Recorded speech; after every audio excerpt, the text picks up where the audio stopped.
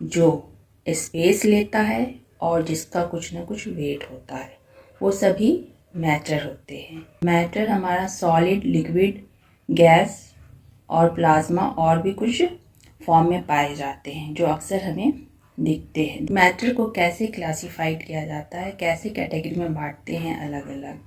हम मैटर की पहचान कैसे करते हैं? मैटर की पहचान हम दो तरीके से कर सकते हैं, केमिकली और फिजिकली। तो हम मैटर को सबसे पहले दो तरीके से बांट सकते हैं, केमिकली और फिजिकली। किसी भी मैटर के स्पेसिफिक क्वालिटीज़ होते हैं जिससे उसकी पहचान की जा सकती है कि वुड वुड है, गोल्ड गोल्ड है, सिल्वर सिल्वर है। तो ये हम केमिकल और फिजिकल के तहत पहचान कर सकते हैं।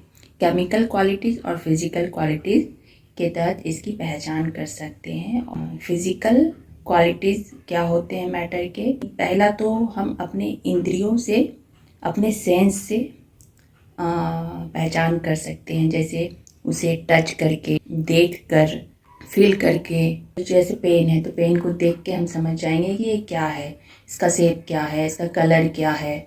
ये इस तरह से हम अपने सेंस के थ्रू हम फिजिकल प्रॉपर्टीज़ देख सकते हैं।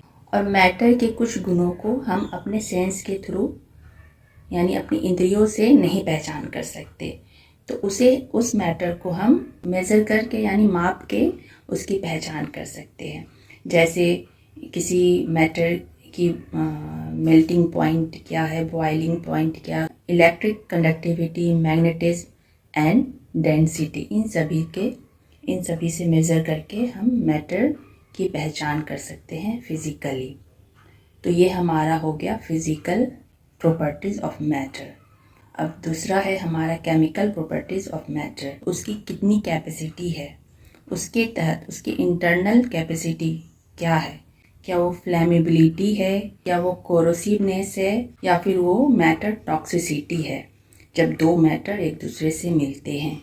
किसी मैटर की इंटरनल कैपेसिटी क्या है, वो किसी केमिकल रिएक्शन में गुजरने में, केमिकल रिएक्शन जो होता है उसकी कैपेसिटी क्या है, केमिकल प्रॉपर्टीज से यही पता कर सकते हैं। फ्लेमेबिलिटी यानी ज्वलनशीलता, इसमें जलने की कैपेसिटी कितना है, उसका इंटरनल जो पावर जलने की है, फ्लेमेबिलिटी है, वो कितना है, किसी रिएक्शन में वो कितना फ्लेमेबल हो सकता है।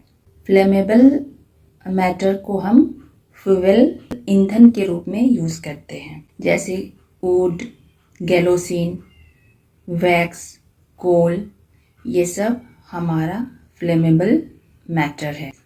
दूसरा कोरोसिवनेस यानी क्षयकारिता। कोरोसिव मटेरियल जो होता है ये किसी दूसरे मटेरियल को नुकसान पहुंचाता है, किसी दूसरे मैटर को नुकसान पहुंचाने की कैपेसिटी होती है। किसी भी काम के लिए जब हम कोरोसिव मटेरियल का यूज़ करते हैं तो जनरली हम अपने आइज़ और जो भी सेफ्टी वाली चीज़ होती है उसको कवर करके हम यूज़ करते हैं। ये जो कोरोसिव मटेरियल जो होते हैं जनरली एसिड और बेस से रिलेटेड होते हैं, जैसे हाइड्रोक्लोरिक एसिड और ब्लीच, ये सभी कोरोसिव मटेरियल के एग्जाम्पल हैं। तीसरा है टॉक्सिसिटी, विषाक्त मटेरियल, विषाक्त मैटर, जो कि ये लिविंग थिंग को डैमेज करता है। ये टॉक्सिक मटेरियल जब हम सांस लेते हैं, छोड़ते हैं, या जब कभी ये हमारे स्किन के संपर्क में आती है तो ये हमें नुकसान पहुंचाती है। लेड, मरकरी और क्लोरीन ऑल आर टॉक्सिक, ये सभी टॉक्सिक हैं। तो केमिकल प्रॉपर्टीज से हम किसी मैटर का इंटरनल पावर से क्या कैपेसिटी है, वो क्या एक्शन कर सकता है जब वो किसी दूसरे मैटर से मिक्स करता है, इससे हमें यही पता चलता है। मैटर को हम कैसे क्लासिफाइड करते हैं? सबसे पहले क्लासिफाइड करने के समय सबसे पहले ये चेक करते हैं कि क्या हमारा matter can be physically separated. अगर नहीं तो ये हमारा प्योर मैटर है, प्योर सब्सटेंस है। अगर यस तो ये हमारा इम्प्योर सब्सटेंस है, मिक्स सब्सटेंस है। यानी हम मैटर दो टाइप से बांट सकते हैं, प्योर, इम्प्योर। प्योर सब्सटेंस जो होता है वो एक टाइप के पार्टिकल से बना होता है। उसके जो पार्टिकल्स होते हैं एक टाइप के होते हैं और यूनिफॉर्म होते हैं। स्ट्रक्चर होता है वो ऑलवेज कांस्टेंट होता है, इसका फिजिकल प्रॉपर्टीज चेंज नहीं होता है। प्योर सब्सटेंस को भी हम दो पार्ट में क्लासिफाइड करते हैं। हम देखते हैं अगर ये डिकम्पोज होता है तो ये कंपाउंड है, अगर नहीं होता तो ये एलिमेंट है। एलिमेंट जो होता है एक टाइप के एटम का बना होता है, जिसे कि चार्ट के थ्रू शो किया जाता है पीरियोडिक टेबल के अंदर, जो कि हम सभी देखते हैं। पीरियोडिक टेबल के अंदर ये सारे जो होते हैं एलिमेंट होते हैं। प्रत्येक एलिमेंट के अपने अपने प्रॉपर्टीज होते हैं जो कि वो एक दूसरे से अलग शो करता है। एलिमेंट को हम डिवाइड नहीं कर सकते, इसे चेंज नहीं कर सकते। तो ये हमारा एलिमेंट हो गया। दूसरा है हमारा कंपाउंड। कंपाउंड जो होता है दो या दो से अधिक एलिमेंट से मिलकर बनता है, तो ये हमारा कंपाउंड हो गया।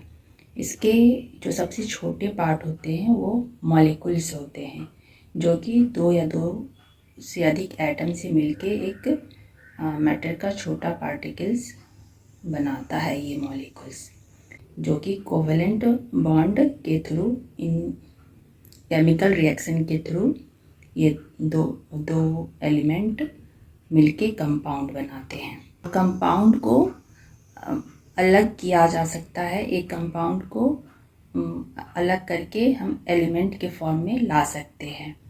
तो जैसे कि हमारा वाटर है H2O, तो हाइड्रोजन और ऑक्सीजन दो एटम से मिलके हमारा बन गया H2O कंपाउंड, और इसे हम अलग भी कर सकते हैं इलेक्ट्रोलाइसिस के थ्रू। हम इसे अलग कर सकते हैं एलिमेंट में, फिर से कंपाउंड से एलिमेंट में जा सकते हैं। तो यही हमारा है कंपाउंड और एलिमेंट। अब हमारा दूसरा आ गया इम्प्योर सब्सटेंस, यानी उसे मिक्स सब्सटेंस भी बोलते हैं, जिसे हम फिजिकली चेंज कर सकते हैं, केमिकली चेंज नहीं कर सकते हैं। तो वैसे वाले हमारे आ गए इम्प्योर सब्सटेंस।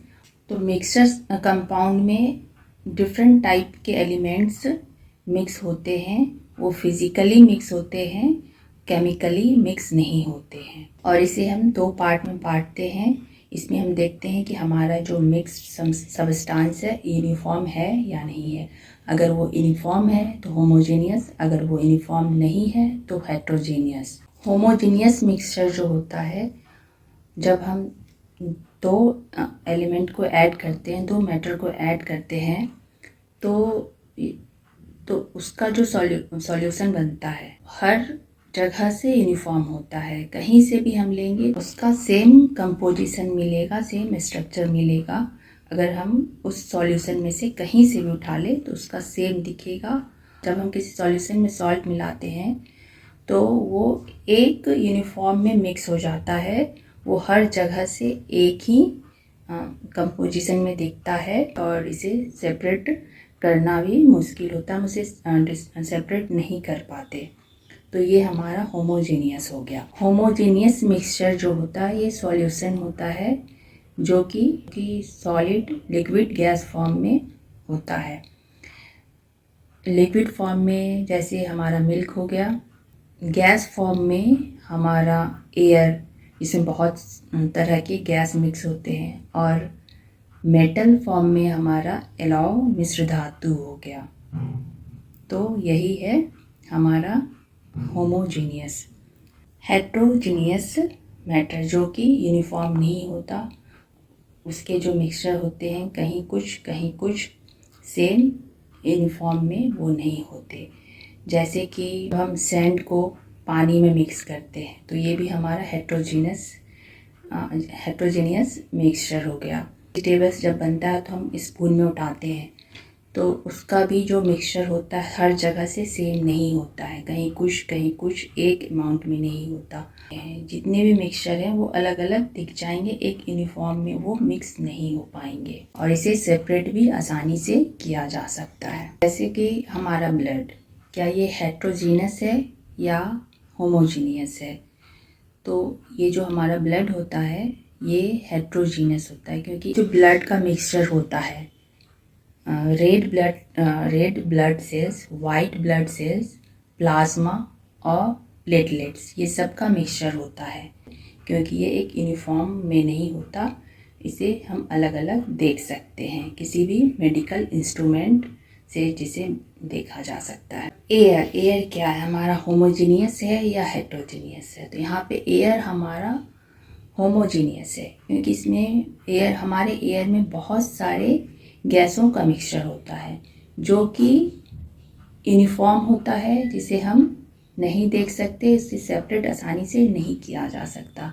तो ये जो एयर है हमारा होमोजेनियस मिक्सचर है, जो कि वो यूनिफॉर्म होता है, कहीं से भी वो एक कंपोजिशन होता है। तो एयर हमारा होमोजीनियस का एग्जाम्पल हो गया और ब्लड जो है हमारा हेट्रोजीनियस का एग्जाम्पल हो गया, जो कहीं से यूनिफॉर्म नहीं होता वो। तो इसी प्रकार हम किसी भी मैटर को क्लासिफाइड करते हैं उसकी केमिकल और फिजिकल प्रॉपर्टीज़ को देखते हुए। तो यही है। Thank you, have a nice day.